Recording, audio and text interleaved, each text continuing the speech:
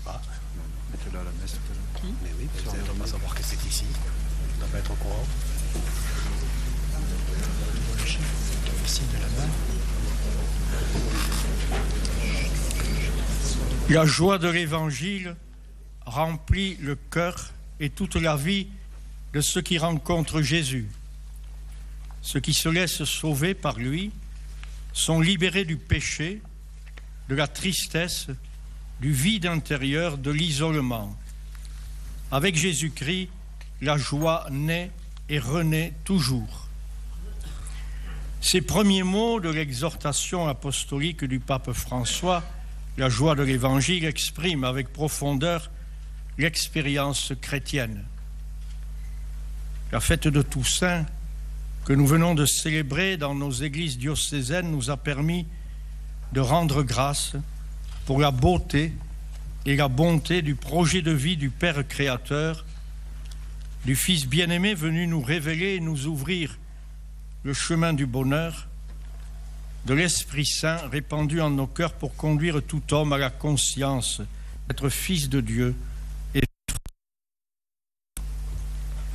quelle belle vision, pleine d'espérance, celle de la foule immense des hommes réunis dans leur diversité auprès du Père, ayant traversé la grande épreuve de la vie.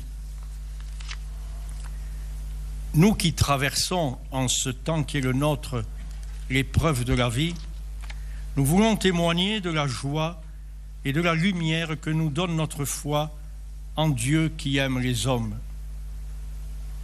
La rencontre du Christ Sauveur nous guérit de tout fatalisme, de toute peur, de tout désespoir. Nous avançons sur le chemin incertain de nos vies, éclairés par la conviction que la vie humaine n'est pas limitée à ce qui s'expérimente quelques décennies sur terre, mais qu'elle vient de Dieu et va vers Dieu, qu'elle est un don et une œuvre d'amour. À cette lumière qui a resplendi dans le Christ, nous avançons, nous efforçant de vivre en frère des hommes comme lui-même l'a fait.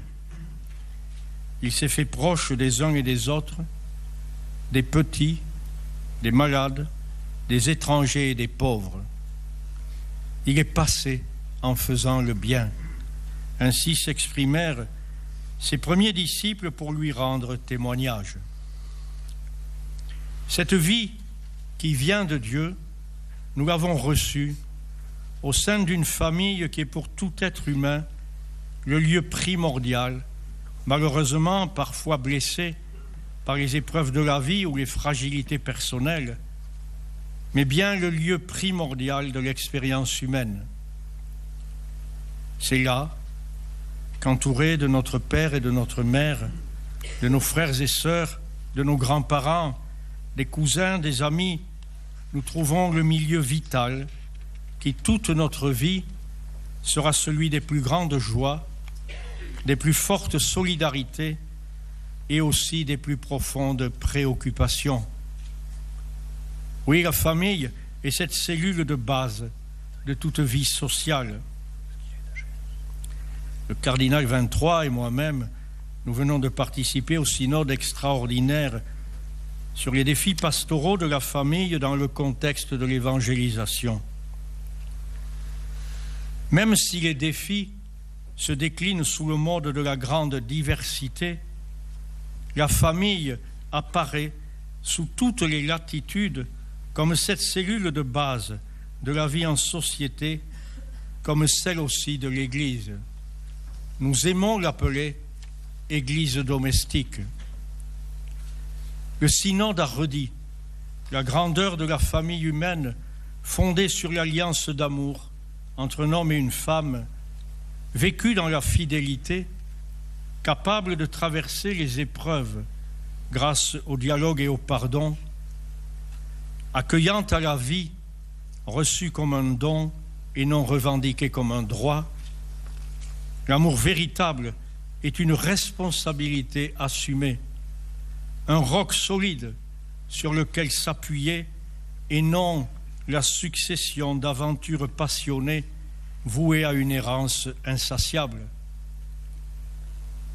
Dans l'expérience humaine de la famille, nous sommes accueillis comme un don, même si nous sommes porteurs d'éventuels handicaps. Nous sommes aimés, fidèlement et généreusement. Nous faisons l'expérience de la joie, du pardon, de la solidarité. La réussite de la famille demande que chacun recherche le bonheur des autres avant le sien propre. Oui, elle est vraiment porteuse de vie, parce qu'en elle se jouent les solidarités élémentaires et nécessaires à toute vie humaine. Les sociétés l'ont bien compris. Certaines s'appuient sur elle et la soutiennent pour bâtir leur avenir. D'autres la fragilisent, la réglementent, la soumettent à des projets pensés par quelques-uns. Dans notre pays, la famille jouit d'une image heureuse et le projet d'en fonder une demeure le désir le plus fort. Les enquêtes d'opinion le manifestent.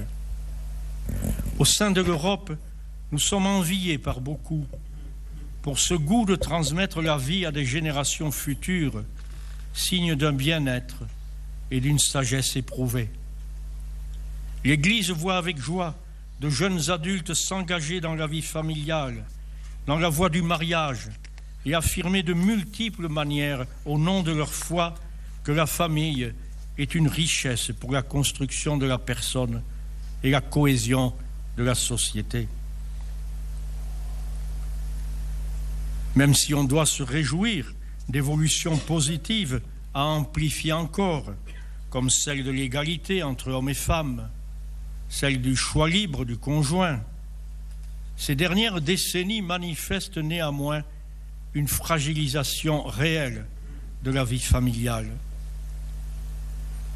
Le développement d'une culture individualiste, peu soucieuse des répercussions sur les autres des choix personnels, la soumission désordonnée à la force des sentiments et à la recherche du plaisir, l'immaturité affective peuvent conduire à des égoïsmes irresponsables, à des comportements violents, à un usage à courte vue des progrès techniques. Tout cela contribue à fragiliser la vie d'un trop grand nombre de familles. C'est ajouter encore la mise en œuvre d'une culture qui se laisse emporter par la définition sans fin de nouveaux droits individuels, sans toujours prendre la mesure des conséquences négatives sur la conception de l'homme et les nécessaires solidarités d'une vie sociale. Ainsi, la recherche légitime de progresser dans l'égalité entre hommes et femmes dans nos sociétés est allée jusqu'à faire droit à des conceptions philosophiques militantes qui nient la belle complémentarité porteuse de vie entre l'homme et la femme, inscrite dans la nature même de chaque être humain. L'égalité est vue comme une absolue neutralité insignifiante. Un modèle unique et néfaste veut s'imposer et sa transmission aux enfants s'organise sans l'accord des parents, pourtant premiers responsables de leur éducation. La nature même du mariage a été bouleversée. Au lieu de trouver des solutions adaptées à des questions posées par des situations particulières, on veut légiférer, comme si on devait imposer à tous ce qui est revendiqué comme utile ou légitime pour quelques-uns. Et cela souvent au mépris des plus faibles, d'une part des enfants dans le début de leur vie, et d'autre part, dans un autre domaine, des malades ou des vieillards au terme de leur existence. L'Église, sans se lasser, rappelle la dignité inviolable de l'être humain, depuis sa conception et jusqu'à sa mort naturelle. On ne peut l'instrumentaliser ni le considérer comme un objet ou un bien qu'on se procure selon son propre désir. Ainsi, nous voyons le grave risque humain qu'il y aurait à s'engager sur le chemin de la procréation médicalement assistée pour répondre à la revendication du droit à l'enfant. Quant au recours à la gestation pour autrui, il est manifeste qu'on entre dans un processus qui considère l'enfant comme un quelconque bien de consommation. Cette pratique fait peu de cas du contexte humanisant qui consiste à garder lié dans le don mutuel conjugal et familial la conception et le temps de la grossesse. Et que dire de la demande faite à une femme de porter un enfant sans s'y attacher, comme si la maternité était un acte banal ou à vocation commerciale. On ne peut reconnaître là un progrès humain pour nos sociétés. Quant à la fin de la vie, nous nous sommes déjà exprimés sur notre conviction que l'accès aux soins palliatifs devait être rendu possible et effectif. Ils offrent un environnement médical et une qualité de présence humaine qui permettent à chacun d'être accompagné jusqu'au bout de sa vie plutôt que de succomber à la tentation d'y mettre fin. C'est en s'appuyant sur les compétences médicales pour traiter la douleur et sur les solidarités affectives et relationnelles que peut se dessiner le chemin le plus humain. Un groupe de travail au sein de notre conférence s'est constitué pour contribuer activement au débat en cours dans notre société. Comment soutenir la vie des familles? Comment soutenir la croissance des enfants? Comment soutenir les personnes en fin de vie? Aucune loi, aucun droit individuel ne pourra remplacer la solidarité, la présence affectueuse, le soutien mutuel, le don de soi, le sens des responsabilités, surtout si c'est pour à la place promouvoir ou permettre la perspective d'en finir avec la vie, d'en finir avec les responsabilités qui nous lient les uns aux autres et qui font pourtant notre grandeur. Comment soutenir la vie des familles, sinon en offrant à chacune les conditions d'une vie possible sur sa terre ancestrale, où l'accès au travail, au logement, à l'éducation, à la sécurité, à la santé est assuré à tous. C'est malheureusement l'absence de ces conditions-là qui affecte de manière évidente et massive la vie d'un grand nombre de familles dans notre pays comme dans le monde entier. Ce sont les solidarités familiales, nationales, internationales, mondiales qui peuvent seules contribuer à mettre en place les conditions d'une vie toujours plus humaine, plus juste, plus fraternelle. Il revient aux responsables politiques de les mettre en œuvre avec intelligence et détermination, avec le souci de veiller à la cohésion nationale.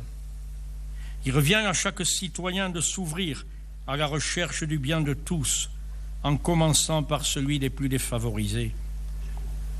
L'Église elle-même se s'est appelée à accompagner de sa présence la plus proche les familles qui connaissent de grandes souffrances.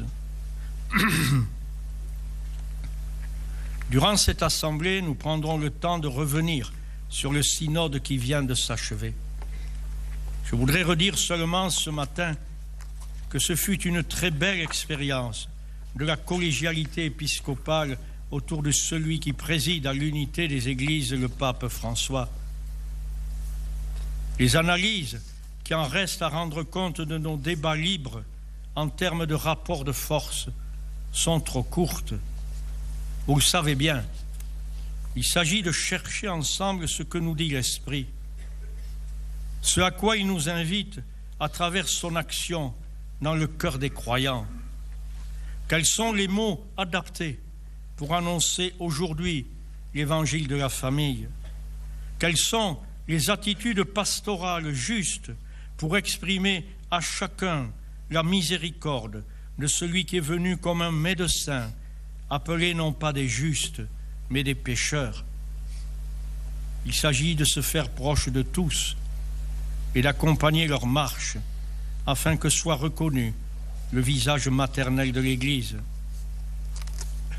Le pape François a voulu associer au discernement pastoral l'ensemble de l'Église et d'une manière particulière, bien sûr, les évêques du monde entier. Le travail et la réflexion vont se poursuivre dans nos diocèses jusqu'au synode de l'année prochaine sur la vocation et la mission des familles dans l'Église et dans le monde. Nous aurons le souci d'écouter le témoignage de très nombreux baptisés qui s'efforcent de vivre à la lumière de l'Évangile et de l'enseignement de l'Église leur vie de couple et leur vie de famille au cœur de leur existence et de tous ceux qui leur arrivent. C'est notre devoir de pasteur.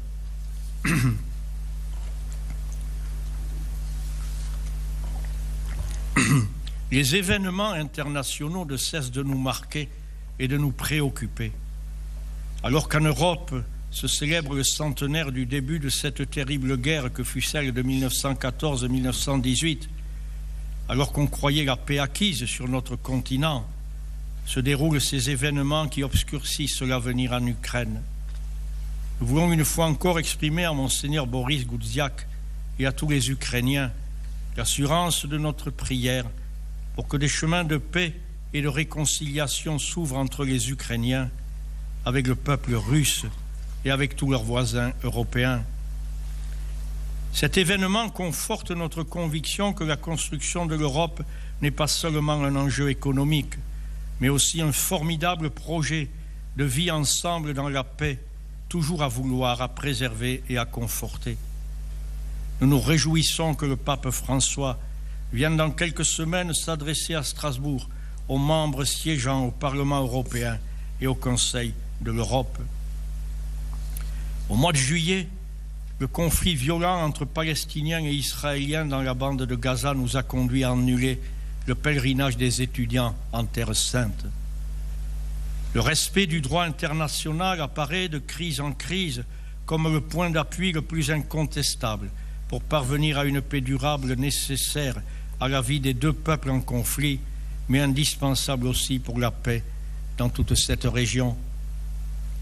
Les événements si violents en Syrie, en Irak, en Libye et leurs répercussions sur les pays voisins, Jordanie, Liban, offrent le spectacle d'une barbarie qu'on pensait révolue. Nous sommes profondément marqués par le sort imposé aux minorités vivant dans ces pays, aux chrétiens d'Irak particulièrement. Nous admirons le témoignage qu'ils ont donné en quittant tout pour ne pas renier leur foi. Mais nous sommes affligés de voir des milliers de familles chassées d'une terre qu'elles habitent depuis des millénaires et poussées à l'errance ou à l'exil. Les liens avec les patriarches orientaux nous ont conduits à leur manifester notre solidarité, notre proximité par la visite de plusieurs d'entre nous, particulièrement celle faite par le cardinal Philippe Barbarin, Monseigneur Michel Dubost et le père Pascal Golnisch. Ces visites sont appréciées et nécessaires. On ne peut oublier la générosité des fidèles de nos diocèses qui s'expriment encore par la prière et par des actes de solidarité et d'accueil. Mais nous savons bien que seule une volonté sincère et efficace de la communauté internationale pourra conduire à une paix durable en favorisant l'établissement de régimes politiques accordant la citoyenneté entière et identique aux habitants d'une même nation. Nous militons pour cela et pour que soit préservé le droit au retour le jour venu pour les populations chassées injustement et cruellement de leurs terres ancestrales ayant enfin retrouvé une sécurité indispensable.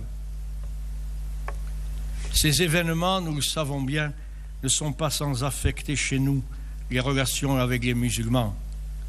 Un certain nombre d'entre eux souffrent profondément de l'image de l'islam que donnent les exactions commises par Daesh. Ils les ont dénoncées. Nous accueillons positivement leurs propos tout en espérant que les autorités musulmanes les plus hautes dans le monde le fassent avec autant de clarté. Les musulmans en ont besoin, et nous aussi. Nous sommes choqués, interloqués, interrogés en voyant ces trop nombreux jeunes partir, rejoindre les rangs de cette armée insensée. Au-delà de notre étonnement, nous comprenons bien qu'il nous faut en analyser les raisons, et tout spécialement celles qui peuvent venir de nos sociétés occidentales, qui n'ont peut-être pas su encore leur faire une place apaisante et respectueuse. À notre niveau et dans notre pays, nous voulons poursuivre, dans un esprit de responsabilité, de dialogue, de respect, nos relations avec nos compatriotes musulmans. C'est la seule voie qui nous soit offerte pour une vie ensemble souhaitée par le plus grand nombre. Nous avons fait appel à M. Gilles Kepel, politologue français, spécialiste de l'islam et du monde arabe contemporain, pour nous partager le fruit de son travail, de ses recherches et de ses réflexions. Dans un instant, il s'exprimera devant nous. Cette intervention s'inscrit dans notre désir de discerner le juste chemin parmi ceux que dessine parfois la peur ou la naïveté. Nous y sommes également aidés, bien sûr, par la rencontre et l'écoute des patriarches orientaux, des responsables de l'œuvre d'Orient ou d'autres associations, et aussi par l'engagement du Saint-Siège en ce domaine, comme il vient de s'exprimer au cours du récent consistoire consacré à cette question. Notre assemblée plénière va poursuivre l'étude des dossiers en cours et tout spécialement celui que nous avons ouvert sur les séminaires en France. À la fin de la semaine, les séminaristes et leurs responsables nous rejoindront pour un temps de pèlerinage, de réflexion, de prière ensemble. Monsieur le cardinal Benjamin Stella, préfet de la Congrégation pour le clergé, sera des nôtres. Dans une lettre récente, nous avons exprimé aux séminaristes notre joie de vivre ce moment avec eux, notre encouragement dans ce temps de formation, notre confiance dans les équipes de formateurs qui les accompagnent en notre nom, notre action de grâce pour le don qu'ils représentent pour notre Église. Rencontrant les séminaristes, nous ne pouvons oublier les prêtres de nos diocèses qui souvent ont été des soutiens essentiels au moment de la naissance ou du développement de leur vocation. Nous savons le labeur apostolique qui est le leur. Nous apprécions leur collaboration fidèle, courageuse, missionnaire. Nous rendons grâce pour le témoignage de la joie de l'Évangile dont ils vivent et qu'ils annoncent autour d'eux. Nous voulons une fois encore leur redire notre admiration et notre reconnaissance. Dans quelques jours se tiendra à Lourdes l'Assemblée générale de la Conférence des religieux et religieuses de France qui se préparera à vivre avec nous tous dès le premier dimanche de l'Avent, l'année de la vie consacrée. Oui, vraiment, nous rendons grâce pour la joie que procure la rencontre du Christ, la lumière qu'elle apporte et le bonheur qu'il y a à le suivre dans un engagement plus radical, signe que Dieu seul peut combler notre cœur. Nos églises diocésaines bénéficient de la présence et du dynamisme des consacrés. De nombreuses congrégations sont nées dans notre pays et depuis le Concile, de nouvelles formes de consécration ont vu le jour. Tout cela s'enracine dans le dialogue personnel où l'invitation à suivre le Christ devient une heureuse évidence. Viens, suis-moi. Si tu veux, je ferai de toi un pêcheur d'hommes. C'est cette expérience spirituelle qui rend compte du choix de ces jeunes hommes et de ces jeunes femmes qui engagent leur vie au service de Dieu et de l'humanité dans des formes de vie inspirées par l'Esprit de Dieu qui aime la nouveauté, comme dit souvent le pape François. Il écrivait encore dans l'exhortation apostolique La joie de l'Évangile. Jésus veut des évangélisateurs qui annoncent la bonne nouvelle non seulement avec des paroles, mais surtout avec leur vie transfigurée par la présence de Dieu. Il remet ainsi chaque baptisé devant la disponibilité intérieure et résolue à se laisser transfigurer par la présence de Dieu en lui. Il invite à s'ouvrir à l'œuvre d'humanisation de son esprit en nous, lui qui sait nous convertir, c'est-à-dire nous détourner de nous-mêmes pour nous tourner résolument vers les appels de Dieu et les cris des hommes les plus éprouvés, qu'ils soient tout proches de nous ou qu'ils vivent au loin. Comment ne pas évoquer, en terminant, la joie que nous a donnée l'annonce de la visite pastorale que le pape François fera dans notre pays durant l'année 2015. Nous l'attendions, surtout après avoir appris sa visite nécessairement brève aux institutions européennes. Déjà, nous portons dans notre prière ce moment fort où le successeur de Pierre viendra nous conforter dans la foi, nous écouter avec un cœur paternel, nous encourager dans notre mission de témoin du Christ dans la France d'aujourd'hui.